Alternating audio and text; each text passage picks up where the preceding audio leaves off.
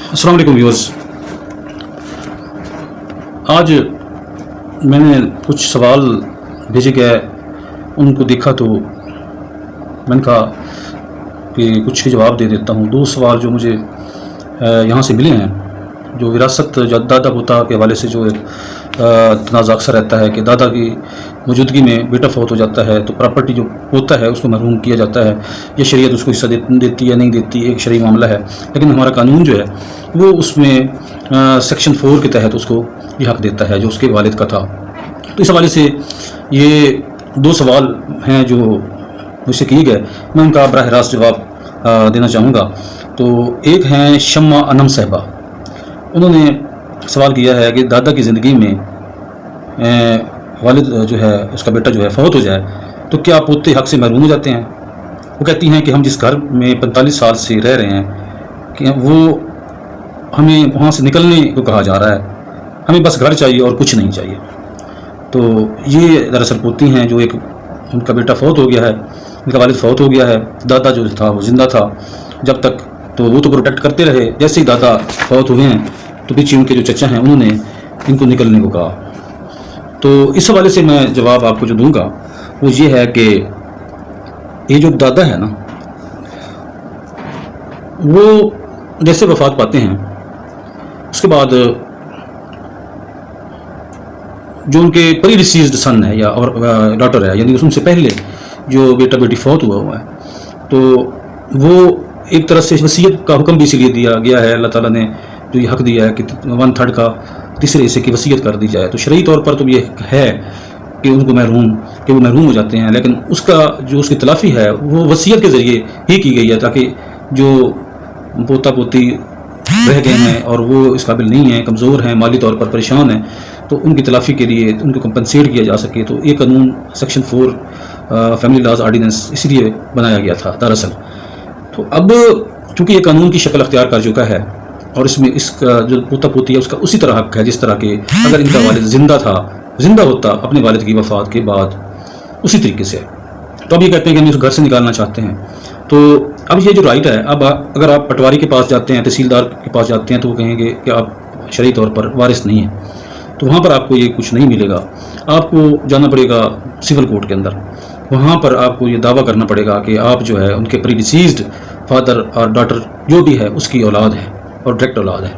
और अब जो नया कानून सुप्रीम कोर्ट ने जो जजमेंट आई है उसके मुताबिक पोता पोती तक ही ये महदूद है। पोता पोती अगर नहीं है तो फिर किसी उसकी आगे फर्दर जो स्टेप है जो औलाद है उनको ये राइट नहीं मिलेगा। इसलिए अगर आप पोता पोती हैं तो आप वहाँ पर ये दावा भी कर सकते हैं, और अगर ये लोग आपको घर से निकालना चाहते हैं तो वहीं दावे के अंदर आपको स्टे भी मिल जाएगा, हुक्म इम्तनाई। इस तरह वो आप लोगों को घर से नहीं निकाल सकेंगे जब तक कि इस केस का फैसला नहीं हो जाता।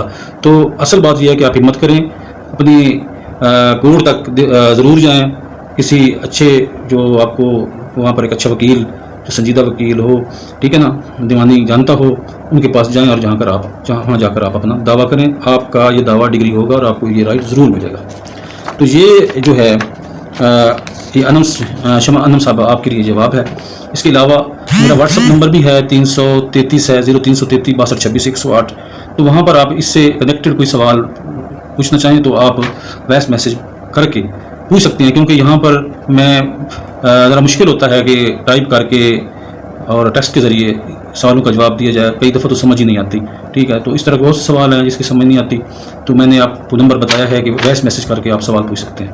एक खलील अहमद साहब हैं, वो कहते हैं मेरे दादा 1995 में फ़ौत हो गए, लेकिन मेरा वालिद 1988 में बहुत पहले फ़ौत हो गया। अब हम अपना हिस्सा मांगता हूँ तो मेरे चचा मेरे वालिद का कोई मुआहदा या अपना हिस्सा मुआहदा दिखाते हैं, कहते हैं कि आपके वालिद अपना हिस्सा वसूल कर चुके हैं और सबूत के तौर पर तहरीरी स्टाम्प दिखाते हैं। तो अब हम क्या करें? तो आपके लिए भी यही एडवाइस है कि आप सिविल कोर्ट जाएं, दावा दायर करें, क्योंकि अगर आपके वालिद ने कोई स्टाम्प लिख कर दिया है तो आपके दादा साहब के फौत होने से भी पहले अगर लिख के दिया है तो फिर वो जो विरासत है उसका हिस्सा आपको मिलना है तो वह दादा साहब की वफ़ात के बाद ही मिलना है ना। तो उससे पहले अगर कोई तहरीर या पैसे आपके वालिद ने इनसे लिए भी थे फ़र्ज़ करो, तो वो पैसे की शक्ल में वापस आप उधार की शक्ल में वापस हो सकते हैं। उस वक्त ये मुआहदा तो नहीं कर सकते थे ना आपके वालिद के, ये जो प्रॉपर्टी आपकी होगी मेरे हिस्से में आएगी, तो मैं अगर फौत हो गया तो मेरे बाद आपकी है, या पहले ही जो है ना उसको पता था मैं फौत हो रहा हूँ, तो मैं इनको लिख के दे देता हूँ कि जनाब मेरे बाद ये प्रॉपर्टी आपकी हो जाएगी, तो ये डॉक्यूमेंट साबित करना मुश्किल होगा। और ये इसको साबित करने की जिम्मेदारी भी उन लोगों पर होगी जो लोग पेश करेंगे, जो एलेज करेंगे कि जनाब ये देखें ये डॉक्यूमेंट इसके वालिद ने लिख कर दिया था, तो ये साबित करना उनकी जिम्मेदारी होगी। और ये कोई आसान नहीं होता किसी डॉक्यूमेंट को इस तरह साबित करना।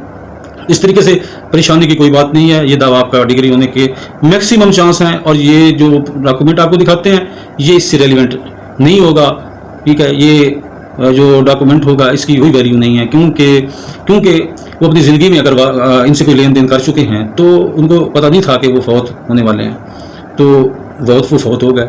फिर उसके बाद एक अरसे तक आपके दादाजी ज़िंदा रहे, तो अब उनकी वफ़ात के बाद आपका ये राइट बनता है ना, हक उनकी दादा साहब की वफ़ात के बाद बनता है। तो उनका आपस में भाई थे, वो उनका आपस का लेन देना था भी सही, तो सर वो प्रॉपर्टी में नहीं आता। इसलिए आप दावा जाकर करें, ये दावा आपका डिग्री होने के इम्कान है और आपका केस मजबूत है। तो ये दो बड़े इंपॉर्टेंट सवाल थे जिसका मैंने जवाब दिया है। एक और सवाल है जो किया गया है कि जनाब ये जो आजकल गिरफ्तारियां हो रही हैं और नज़रबंदी हो रही है, तो इसकी कानूनी हैसियत क्या है? तो भाई इसकी कोई कानूनी हैसियत नहीं है।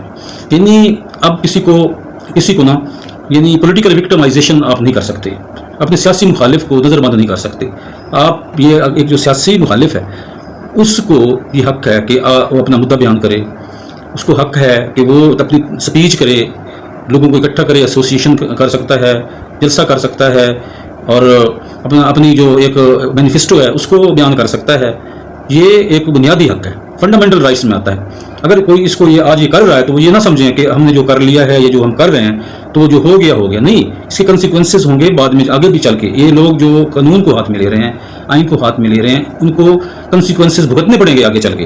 आप देखिएगा ये तारीख माफ़ नहीं करती होती। जैसे अब सुप्रीम कोर्ट ने हुक्म दिया कि ये पंजाब और सरहद के इलेक्शन कराओ, तो ये इलेक्शन अगर नहीं कराया गया तो क्या मतलब है कि ये जो कुछ हो गया नहीं। सुप्रीम कोर्ट के हुक्म की एक वायलेशन हो चुकी है, तो इसके ज़रूर नतीजे आएंगे और वो आगे चल के ये लोग भुगतेंगे जिन्होंने इसको वैलिड किया है। क्योंकि आइन जो है, आइन पाकिस्तान सुपीरियर है और एक मुतबर्रिक हमारी दस्तावेज़ है, इसके मुताबिक हमने इस मुल्क को चलाना है। तो आप कैसे इसको वैलिड कर सकते हैं?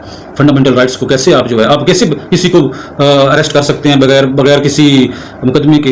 और फिर अगर आप किसी को अरेस्ट कर लेते हैं तो आर्टिकल 10 के तहत 24 घंटे के अंदर मजिस्ट्रेट के सामने पेश करना ज़रूरी है। अगर आप वो नहीं करते तो वायलेशन, वो कानून आइन पाकिस्तान के आर्टिकल 10 की वायलेशन हो रही है। अगर आप किसी को बंद कर दिया, नज़र बंद कर दिया है और 3 महीने से वो गायब है, तो जनाब ये किसकी, ये कानून की और आइन पाकिस्तान के आर्टिकल 10 की वायलेशन है। तो आज एक वक्त होता है कुत्ती बोलता है, ठीक है। ये सब कुछ हो रहा है, बेशक हो रहा है, लेकिन इसके जो नतीजे होंगे, जो बुरे नतीजे भुगतने पड़ेंगे, वो आप और मैं ज़रूर देखेंगे। क्योंकि ये दुनिया एक कानून और रसूल के चलती है। पानी हमेशा पुल के नीचे से गुजरता है और जो गुजर जाता है फिर वापस नहीं आता। इसलिए मैं कह रहा हूँ कि जो भी इक़्तिदार में जब इंसान आता है उसके अंदर खौफ खुदा होना ज़रूरी है, क्योंकि इक़्तिदार आर्जी चीज़ है और अल्लाह ताला के हाँ अगली ज़िंदगी दैमी ज़िंदगी है, हमेशा बाकी रहने वाली है। हम यहाँ की मामूली सी थोड़ी सी ज़िंदगी के लिए, थोड़े से इक़्तिदार के लिए अपनी आखिरत सब कुछ तबाह करके दो पर लगा कर बैठे हैं। ये इक़्तिदार का ऐसा लालच है। तो अल्लाह ताला हमें हिदायत दे और हमें अल्लाह हिदायत दे कि हम आइन कानून के मुताबिक अपने पाकिस्तान के लोगों की खिदमत करें और सियासत को इबादत समझ कर करें, ना कि ज़ाती मफाद के लिए करें। तो आज ये 3 सवालों के जवाब हैं, आपसे फीडबैक ज़रूर चाहिए। तो इंशाअल्लाह ताला आपके मज़ीद सवाल आएंगे तो जवाब देंगे। अस्सलाम वालेकुम।